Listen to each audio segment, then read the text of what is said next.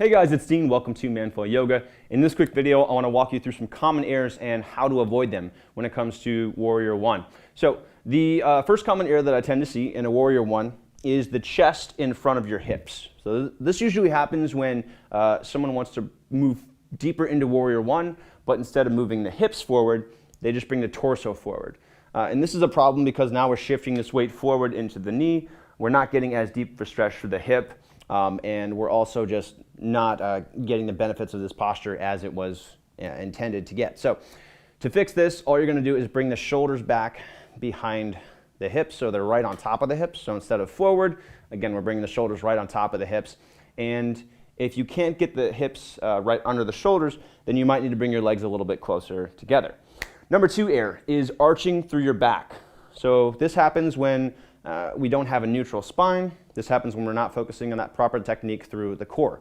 So you're going to see that your lower back is arched, your chest might start to splay open, so we're not working on core strength as much, and we're also not getting as good of a stretch through the hips. So to fix that, we're just going to work on neutralizing the spine, so kind of reaching the tailbone down, thinking of lengthening the lower back, moving it into a more neutral position, and that's going to help with correcting that technique. You also want to make sure that your ribs are drawn in. That's also going to help. So think neutral spine and no arching through, excessive arching through the lower back. Other error I see is not pushing down through the back heel. So I'm going to switch sides. But if you're not pushing down through the back heel, then the heel could come up, right? So that's what happens when we're not doing that. And that means that we're not getting a stretch through the calf, right?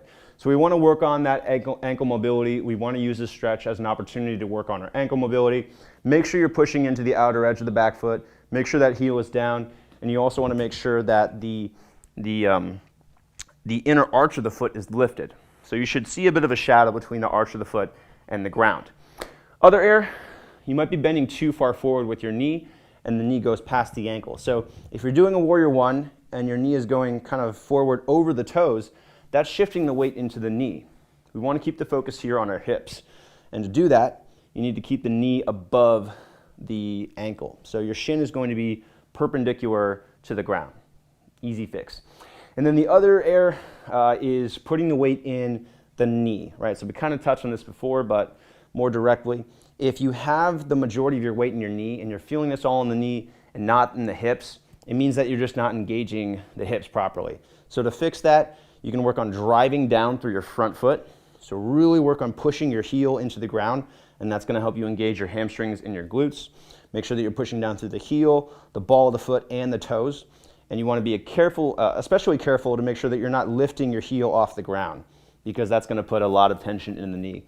So make sure that that heel is pressing firmly down, and you're keeping the knee above the ankle, not in front, and squeezing your legs together and doing all the proper things you're supposed to do in a Warrior One. So those are your common errors and how to avoid them in Warrior One. For more information on this pose, make sure to head to the link in the description below. You'll get benefits, a full pose technique walkthrough, common errors to avoid, modifications if you can't quite do it, and get some FAQs answered. All of the information I just gave you was taken directly from my book, Yoga Fitness for Men. It was a #1 new release in 3 categories on Amazon, featured in Muscle and Fitness magazine, and also in Men's Health online. It's available all over the world, in stores and online. Make sure to check that out. And also, look at the rest of this page. We've got a full pose walkthrough, benefits, modifications if you can't quite do the posture yet, common errors to avoid, and also some answers to common frequently asked questions.